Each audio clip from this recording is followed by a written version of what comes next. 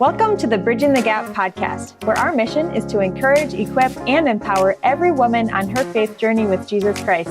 Today, we are honored to hear from best-selling author, speaker, and coach Lisa Jones as she has a conversation with our podcast host, Mykelti Bloom. In this episode, you'll hear about Lisa's journey in finding financial freedom, as well as learn about common struggles in marriage and finances, and how to prepare your finances when you are single. I hope you enjoy this podcast. I'm just going to go ahead and get started. But okay. Lisa, welcome to the podcast. It is so fun to have you with me today. Thank you so much. I'm excited to be here. This is I love doing these. So thank you for the invite. Absolutely. And we gave a little bit of an intro to who you are, an introduction in the beginning of the podcast here. But for people who don't know you, how would you introduce yourself? We can just start there. Oh, wow. I am a lover of Jesus Christ. That is first and foremost how I define myself. I'm a wife. I'm a stepmom who goes by the title Miss Lisa. And I am just passionate about marriage, and good money, because let's just be honest, many of us don't have either of those, and it doesn't have to be that way. And so I'm a #1 best-selling author, speaker, coach, and I've honestly been coaching in one variety or another for the last 20 plus years. So wow. It's just really, really exciting to be able to help others along. Yeah. And I just wanted, before we jump into these questions that I have for you, just to give a little background for the people listening of how I knew you and why I reached out. And so you were connected with my mom a little bit, and she recommended your devotional, Financial Seasons. And I was like, I have never done a financial devotional before. Like I've never even, I think, seen one. And it was something that I was like, I've got finances. I'm fine, whatever. And, don't we all say that, right? Yes. But it also had a companion journal with it as well. And so I kind of just started slowly going through that. And what really stuck out to me right away was the fact of how your stories, because it's a daily devotional, and you kind of share a little bit of a story of who you are, something that you experienced, and giving encouragement within that. And I found a level of compassion in it.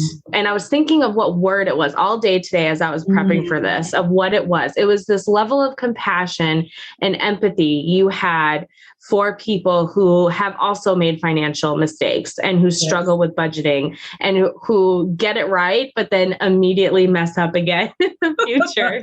Don't we all?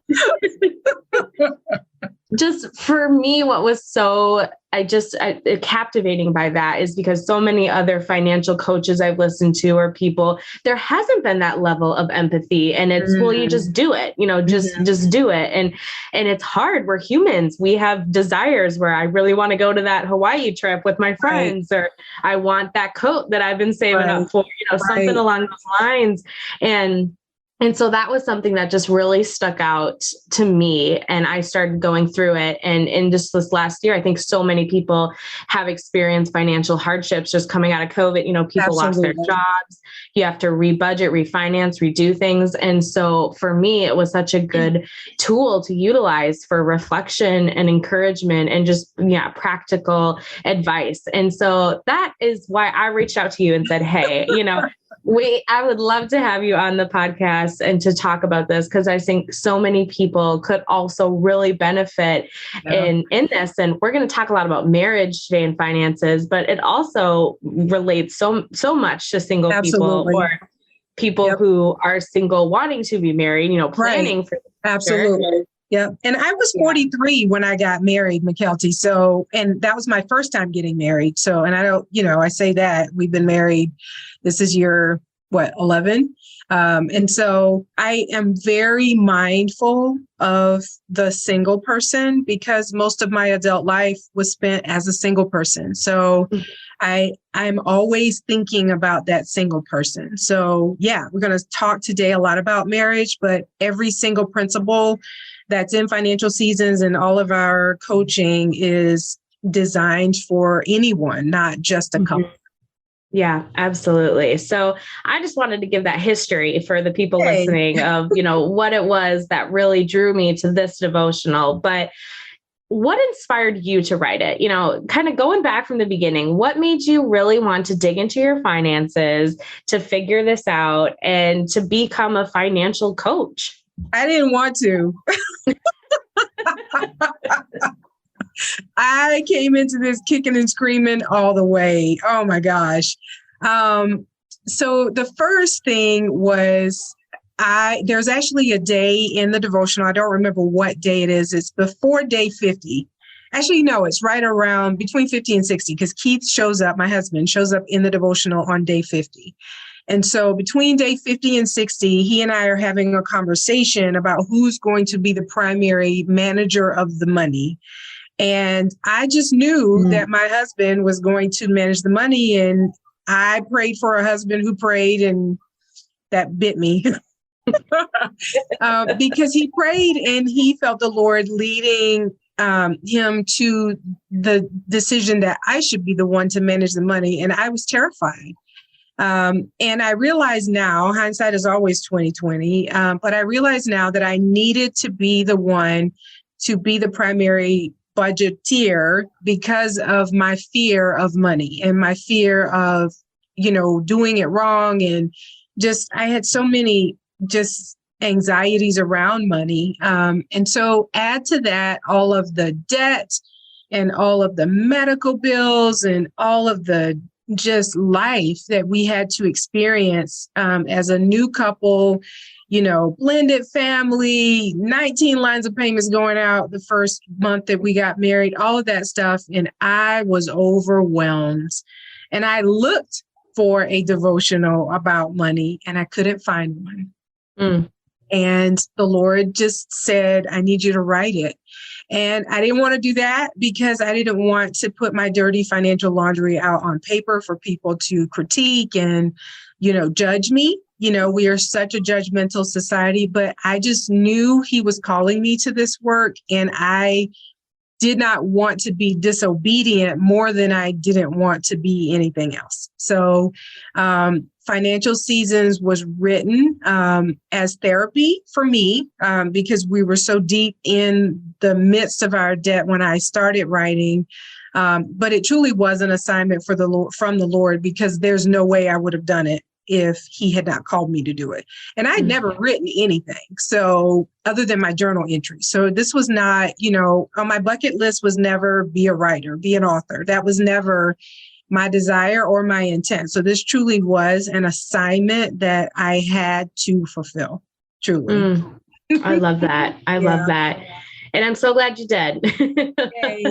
And so I'm wondering, you mentioned something and my mind just started going from that. Why do you think that we are such a society where specifically around finances, like we don't like to share our finances to other people. Like we don't like to talk about it. There's kind of like secrecy and sometimes shame, if you're really in debt. Lots of shame. And I've noticed that in my personal life. And only recently I'm like, why don't I talk to my friend? Like if we're going through a hard financial moment, why aren't I consulting with them on that and talking through it? But why do you think that is? I think it goes back to Adam and Eve. It's the root of sin.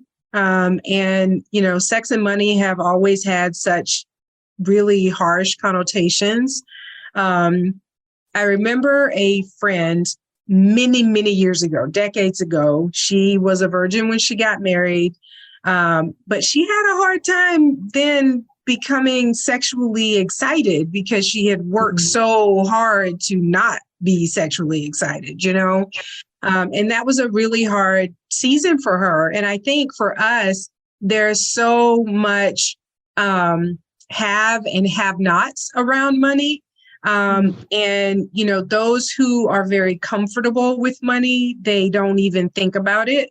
And that's sometimes to their detriment. They don't understand where it came from or, what the work needs to be to get it and keep it and all of those things because it's been so plentiful for them. And then there are others that are just I remember reading an article about a multi-billionaire who grew up with dirt floors, and he was terrified that one day he would live in a house with dirt floors again. And so it's rooted, I think, in such deep emotion that we don't always understand the impact that it has.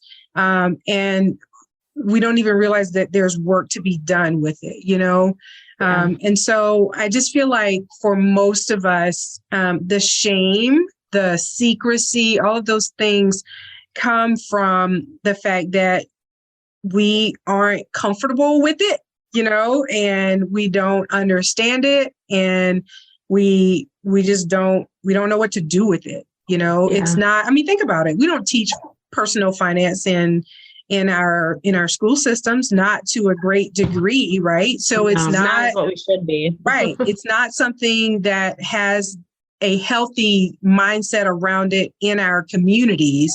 So we then don't have a healthy mindset around it, Yeah.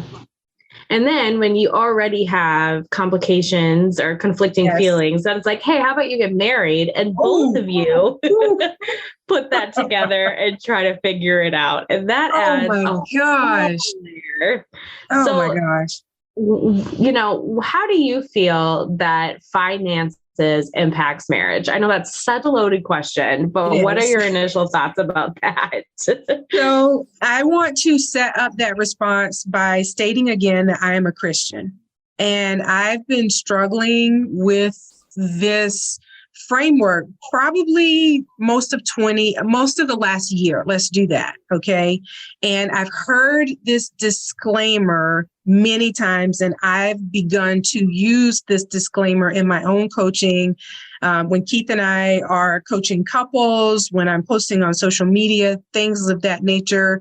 I send out a newsletter once a week for everyone. And then Keith and I send out another newsletter on Mondays for married couples. And we've started using this language. Our point of view is based on the fact that we want to live our lives the way the Lord has called us to. Okay. So I'm going to answer that question and all other questions through that lens. If you are not saved, if you do not know Jesus as your Lord and Savior, what I'm about to say, it doesn't apply to you unless you want it to. But if you are saved, if you do know Jesus as your Lord and Savior, this is how he has called us to live our life. So I have to put that disclaimer out there. And that then is a segue into Genesis 2:24. God has called us in Genesis 2:24 to leave our father and mother and cleave unto our spouse. And that means everything has to come together. It's all together. And when we come together and when we recognize the importance of finding our way to the same page, we at least then are at the same starting point. Right. And so it is incredibly important that we get to the same page. And when we are doing coaching with married couples, that's the first thing that we talk about is your money combined. Because if your money isn't combined, that's we got to go back and do some prerequisite work, to get us to the starting line, very, very important. So I feel like that is the starting point for beauty in marriage as it relates to finances. I also believe that we must manage our expectations. And in so many instances, Keith and I actually call this the working through the family scratch. So we each have our own set of beliefs, our belief system that we bring into our marriage. And we don't always think about the fact that that belief system doesn't necessarily align with our spouse's belief system. So let me give you an example. Keith grew up on welfare in the inner city of St. Louis. When he took me to St. Louis for the first time, I was like, show me your family home. And he was like, what family home? We moved like twice a year. So they didn't have a family home, right? And so I grew up on a farm in rural South Carolina, where once you get past the church, everybody is related and they don't move. They live in the same house for decades. And, you know, they die and then another family member moves into the house, you know, so there are lots of family homes, right? And so this idea around us even owning a home, he didn't really see the value in owning a home. Whereas to me, that was foundational in setting up our future together because of how we grew up. You know, I had stability in housing. He didn't. So he was much more fluid as it related to moving and adjusting and things like that. Whereas I was in the set it and forget it mood, you know, get the house, don't move, you know. And so we have to get to a place where we can get our expectations verbalized so that we both as a couple can then figure out what to do with them, you know. Another example is toilet paper, you know, or toothpaste or mayonnaise or things like that, where Keith gets down to the bottom of those things and he's ready to throw those out, you know. And I'm like, whoa. We got more. You know, there's 2 more teaspoons of mayo in that jar. You know, it's like I could have 2 more tinkles with that toilet paper, you know? And so, you know, he is like, I grew up on crumbs. I'm not interested in crumbs, you know? Crumbs aren't an issue for me. So one of the ways that we've worked through that, because to me, that was money thrown away, right? And so to him, it was freedom in the ability to buy more. 2 different sides of the same street. So when he's done with it, he passes it on to me. And then I squeeze the tube of toothpaste until it's completely done, sometimes cutting the end off the other side so I can get all of it out, because to me, that's money that's wasted. And it gives him the flexibility of not having to be triggered by the end of the roll of toilet paper, you know? So that's something that's seemingly small that we had to work through in the very beginning of our marriage in order to have both of us be comfortable with our family scratch and that belief system that we brought into our marriage. Hey, single moms, you're invited to be part of the 2023 Single Moms Retreat on June 2nd and 3rd at Lake Geneva Christian Center in Alexandria, Minnesota. Join with other single moms from across the Midwest to relax, refresh, have fun, and be encouraged. Enjoy main sessions with Jennifer Maggio, Rebecca Hagan, Nick Gray, and worship with Reba Gray, multiple breakout sessions, as well as incredible giveaways like our Diva Boutique personal shopping experience, a spa, car care, haircuts, professional headshot photos, a 1-mile walk or 5K run, rollerblade, or bike, the Girlfriends Night Out party with a special performance by music artist True Serva, and more. Our hope is for every attendee to feel extravagantly loved, seen, and encouraged on her faith journey with Jesus Christ. We also have lots of fun opportunities to volunteer, including for men to join the car care team. Invite your family, friends, or church small group to come and serve with us. Register to attend, volunteer, or donate at mnbtg.org/retreat. That's mnbtg.org/retreat. We'll see you there.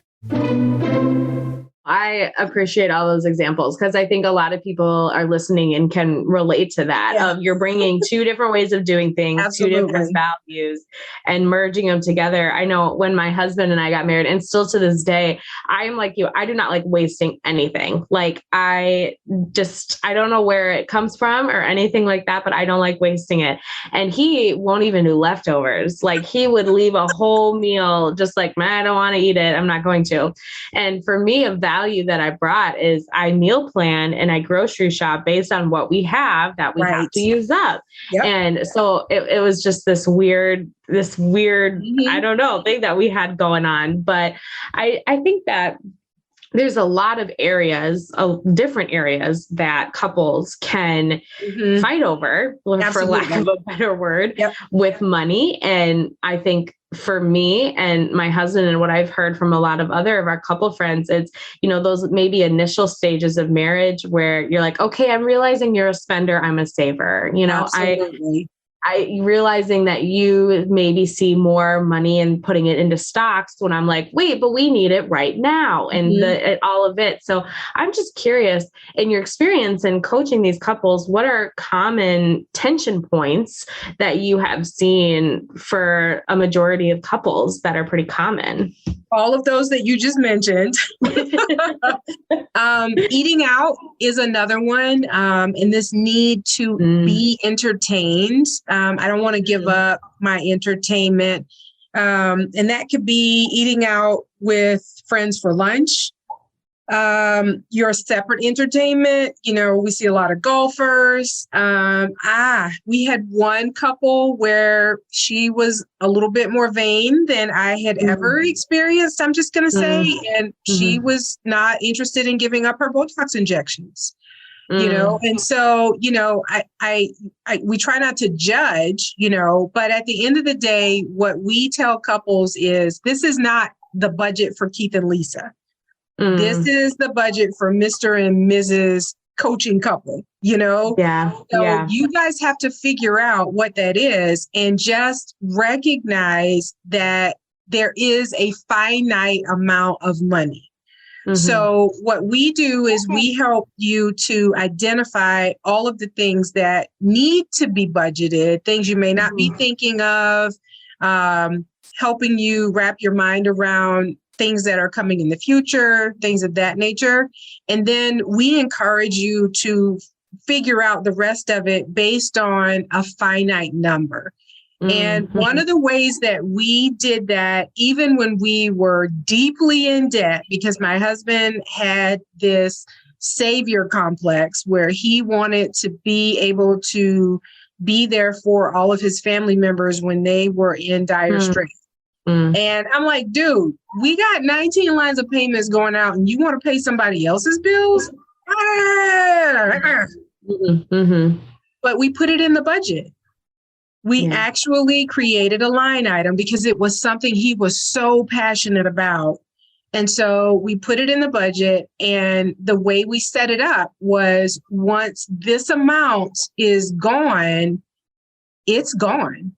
And so then, and it was so interesting because that first time we did that, I'm like, okay, so how much would you like to put in this envelope? He came up with this grandiose number, and our budget was like negative $800, and I'm like, okay, so that doesn't work, so, but it was, he was the one who had to see the numbers, make the adjustments on paper, and figure out, and so I was like, okay, so our cars are older. We need a car repair envelope. Okay. So how much do you want to remove from these envelopes in order to make it available for your family? And we found our way down to a number that we both felt comfortable with.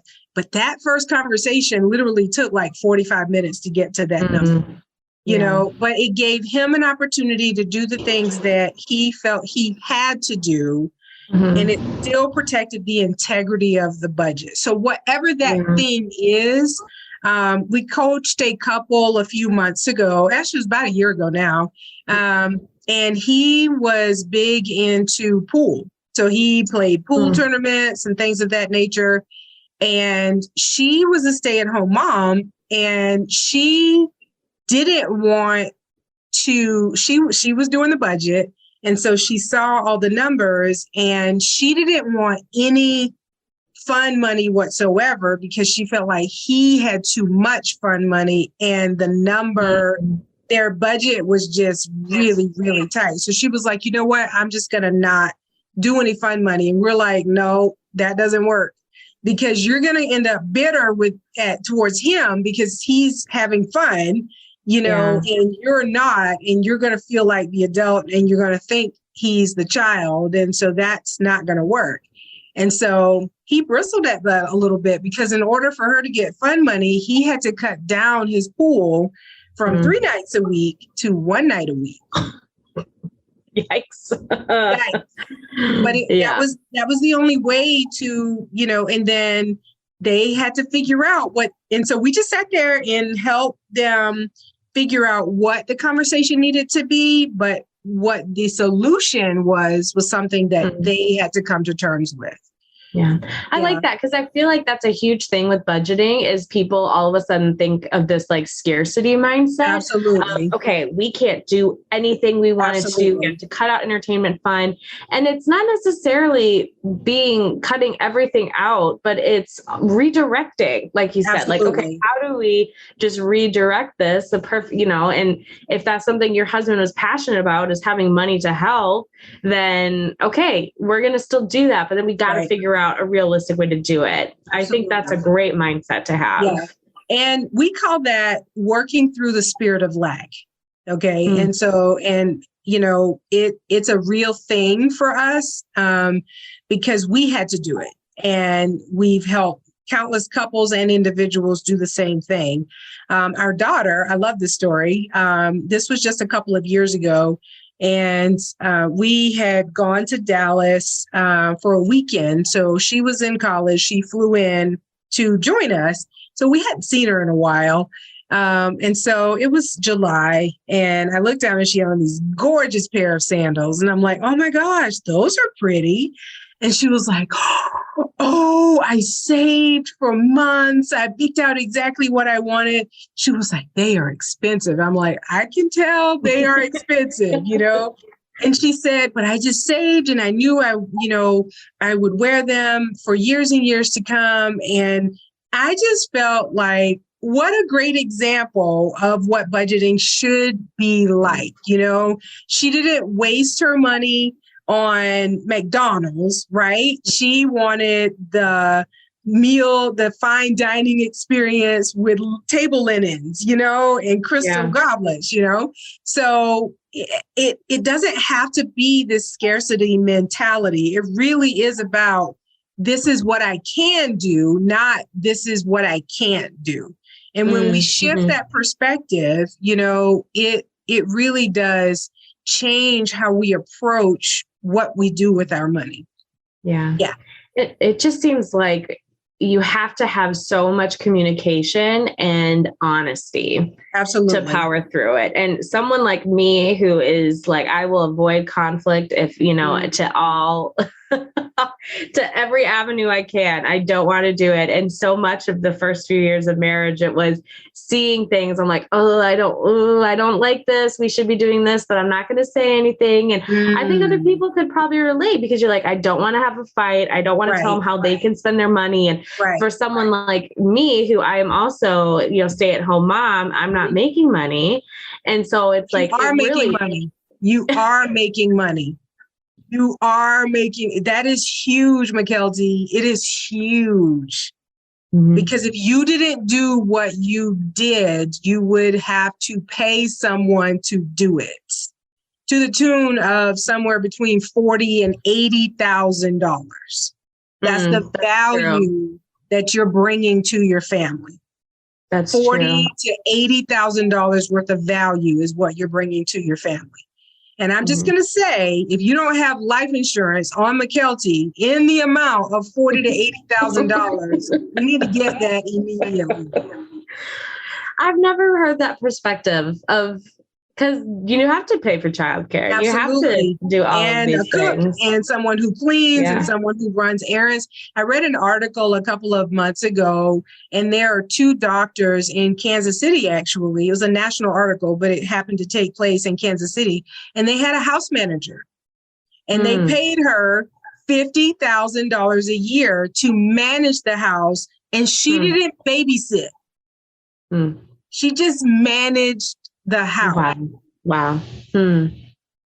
So she coordinated the babysitters. She coordinated all of the field trips and everything else associated with the kids. She coordinated all of the repair services. She coordinated laundry and grocery shopping and all of those things. And they paid her because they were both two high earning doctors who, I think one was like a ER doc, weird schedules and that sort of thing. And the other one they both had very, very demanding jobs, and they had like either 2 or 3 kids, and they literally paid someone to run their house.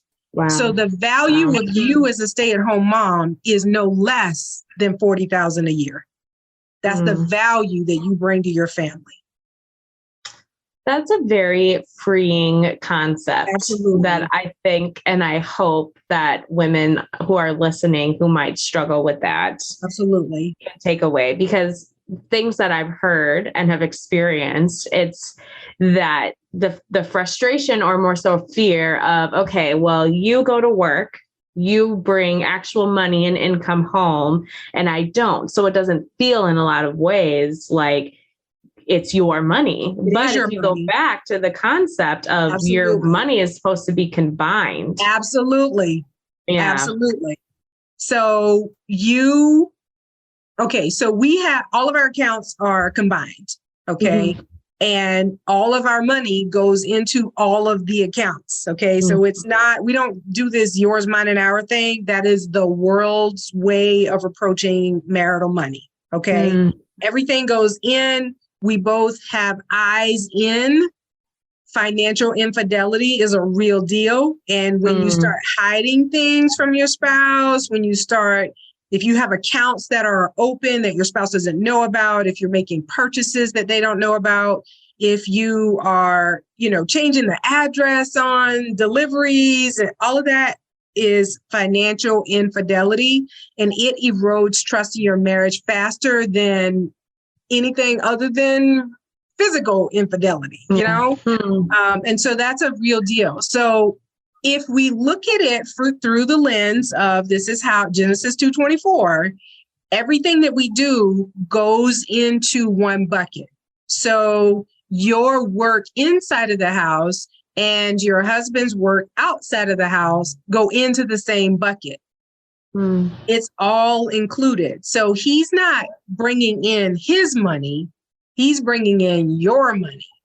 And so because he's bringing in your money, the two of you, get a say in how that money is then spent. He does not make the decisions about money without you, because you have a voice in your financial life, because you're the wife in that marriage. Very important. I really hope it's sinking in to our listeners right now, that who could be really struggling with that concept. Yeah, because that is definitely some powerful and encouraging stuff for sure. So we had lunch with friends a couple of months ago, and they both had just gotten new jobs. And she was very excited because for the first time in their marriage, and they've been married for 20 something years, he made more money than she did. And it had always bothered her that he didn't make more money than she did. Now he could care less, because he was like, it all goes, they live a Genesis 2:24 life. So he's like, it's just, it's all in the bucket. But for her, there was a moment of pride to be able to say, my husband makes more than me. And, I told her, I said, you're really going to have to pray through that, because it has nothing to do with how much each person contributes. It has everything to do with how you as a couple choose to use the contribution, and so the same is, so that's a different perspective, a different facet of the same situation. She's struggling because she wants her man to care for her, when the reality is we're team.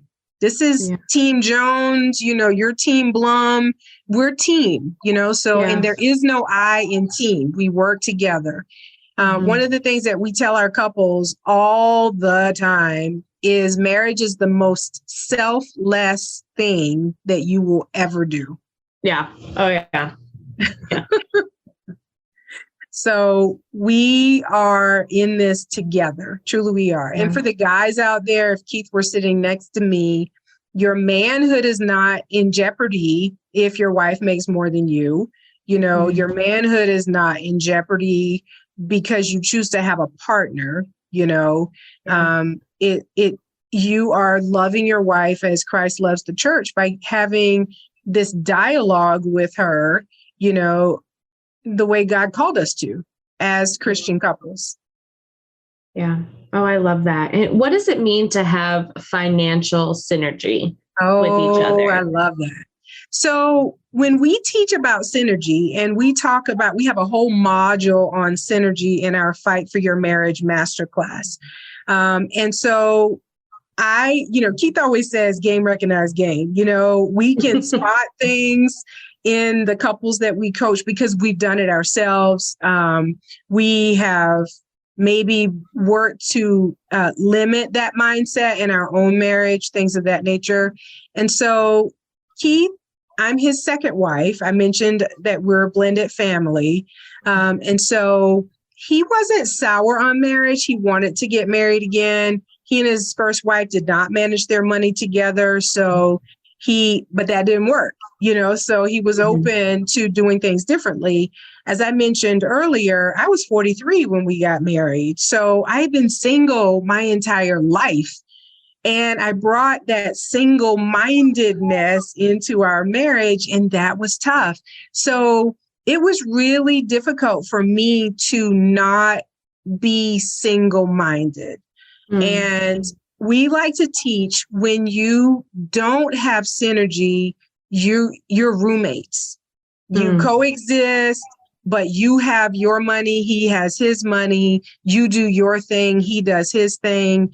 You don't have shared calendars, you don't have shared this, your friends aren't the same. You're just, all you do is live together, right? Yeah. That is no synergy whatsoever. Synergy, to live in a place of synergy, is when you are truly a well-oiled machine. You are thinking together, you're working together, you're supporting each other. The world is at your back. It's just, the two of you working together. And when you do that, there's so much strength because the Holy Spirit is truly in the middle of your union at that point, and he magnifies what you're able to do together.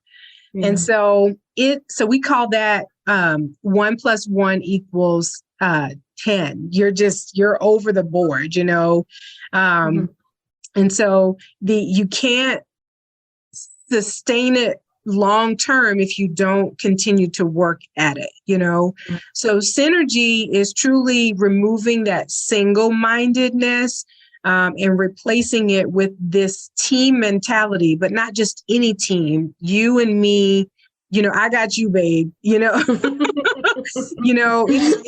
me and you against the world. Yeah. Does that answer your question? Absolutely. Yeah. I saw that, financial synergy in your materials. I'm like, oh, I just want to know what that is. Yeah. And it's not always easy. It really isn't. Yeah. And so here's an example of what isn't financial synergy. When we put all of our debt together, my husband had over $100,000 in interest on his student loans. Oof. Okay. He had deferred them over and over and over again, not understanding that when you defer them, the interest doesn't stop. Okay. So the balance, the principal was like 40,000, but the interest was over 100,000. Right. So when we were paying off our debt, we got through everything except for the student loans in about 1.5 years. And then we had this massive amount of student loan debt that we needed to tackle. And I began to get a really nasty attitude about his student loans. His student loans were preventing us from having a vacation. His student loans were preventing us from buying or building a house. His student loans were keeping us from, eating out more often. It was all because of his student loans. And so I started cold shouldering and, not talking and all of those things. And finally, the Lord convicted me and he was like, you married those student loans. They are not his student loans. They're your collective, your student loans. And that was a big moment of moving from no synergy to synergy for me, where I had to embrace the fact that this is, both of us, we're in this together, we see it a lot if one spouse has made a financial mistake or led the couple down a path that didn't work. If you hold that over them, if you continue to be angry, if you remove your trust, if you don't allow them to be a part of those things again, that is not a synergistic situation. And I struggle with it. I'm just going to say, but calling it what it is the first step, and recognizing that you've moved away from synergy is the first way to get yourself back towards having financial synergy with your spouse. Wow. Yeah. That's a fantastic example of looking at it. Because I think all, if I will be so bold, of us in marriages have had a moment of frustration or anger and bitterness towards someone because of a financial decision or debt or anything along those lines. So it's convicting and humbling at the same time in that. Yep. So we have to release them and release ourselves, so that we can, and I've been on both sides of it. I've been the one that has made the mistake, and I've been the one that has to sit with the mistake. And I'm just going to say, Keith is much quicker to forgive me than I am to forgive him. And I have to work my way through it every single time. Truly, I do. Well, I appreciate all of your authenticity in this and honesty and just real talk of this is what it is, and to remove the shame and embarrassment and just have an honest conversation. And I feel like we could talk about this for a long, long time. And I know it. Our time is just wrapping up, but just before we go, any final pieces of encouragement or something you want to say to either that married person, the individual person, single person, anything like that before we wrap up? Yes. Two things. One, I want to be sure that I mentioned it earlier, but I didn't call it out. One of the ways that Keith and I avoid financial infidelity, we each have our own fund money. Mm-hmm. It's in the same account. So we don't have separate accounts. There's not an account with my name only or his name only, but we each give put in the budget every month money for the other to do whatever they want to do with. Okay. Mm-hmm. And so there's no judgment. You don't have to clear the purchase with the other person. Is your money to spend however you want to. And to that end, any purchase in our house that is over $50 is a discussion. Mm-hmm. Okay. So you guys, who whatever that number is for you, we've just held on to that number from when we were getting out of debt. So that cuts down on financial infidelity because all of our purchases are discussed. There is transparency in everything. And then we each get our own money to spend any way we want to. Okay. Mm-hmm. For the single person, I really wish I had an accountability partner as a single person. When I was in my 20s, I actually had a board of directors for my life. And these were people that I trusted. These were people whose opinions I valued. But I did not have anyone that I discussed my money with. I never thought to talk about my money decisions with my board of directors. And that was a huge mistake. And so I meet so many single women, and I say women, I'm going to say people, so many single people who believe that because they're not married, they are limited in what they can do. And that's just not so.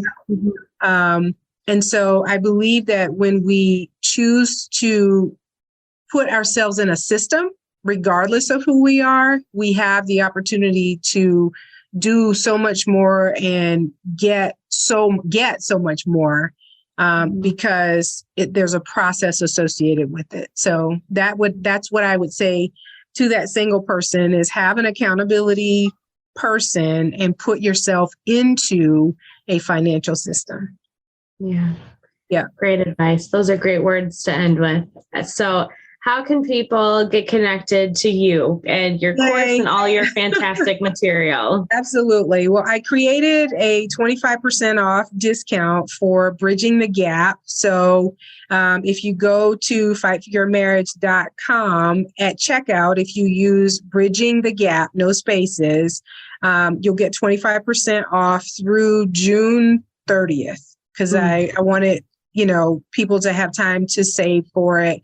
And that would be in June 30th, 2023, because I know others are going to listen to this after that. And then I have a list of resources.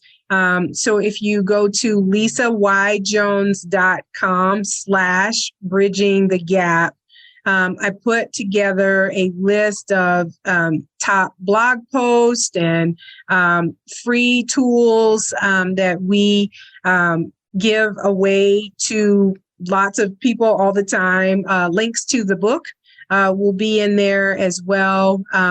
And if you are on Instagram, I'm at Lisa Y. Jones, LYJ. That's the one I tend to use more than anything else. And I post out 3-4 times a week there. So fresh content there.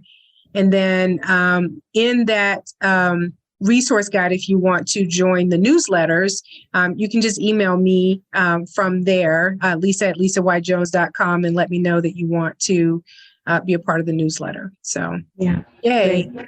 Yay. And I just encourage everyone, just take that next step, just a small baby step in starting to get into financial freedom. And even if you feel that I'm financially set, we don't really have a lot of debt, I feel comfortable. I don't think it ever hurts to just continue to stay involved in that community and aware, because we live long lives. A lot can happen with our finances. So, and here's the thing: we are all either coming into a financial crisis, in the middle of a financial crisis, or going out of a financial crisis. So, if your life is great right now, good for you. But just recognize every 10 years, something's happened. So we need to be ready. Yeah. Well, we'll make sure to link. Absolutely. And we'll make sure to link to all of those in the show notes so people can grab that. But it has truly been such a pleasure and just eye-opening for me. I always learn a lot in these podcasts too for all of it. So thank you so much for joining me. Thank you for joining us for this episode of the Bridging the Gap podcast. We are honored to hear from Lisa Jones on financial freedom in marriage. Find more resources on marriage and finance by going to lisayjones.com, where you can also get her book, Financial Seasons. Follow Lisa on Instagram at Lisa Y. Jones, and check out a financial marriage course that she and her husband Keith do together at fightforyourmarriage.com. Lisa is also generously providing 25% off to purchase this financial marriage course now until June 30th, 2023. Simply go to fightforyourmarriage.com and use the code BRIDGINTHEGAP, all one word, to get 25% off this course. Again, go to fightforyourmarriage.com and use the code BRIDGINTHEGAP, all one word, to get 25% off. Learn more about Bridging the Gap at mnbtg.org by downloading the Bridging the Gap app through your app store or by following MNBTG on social media. We also invite you to take a moment to rate and review this podcast to help others find this resource as well. Thank you for joining us today, and we look forward to being with you next time on the Bridging the Gap podcast.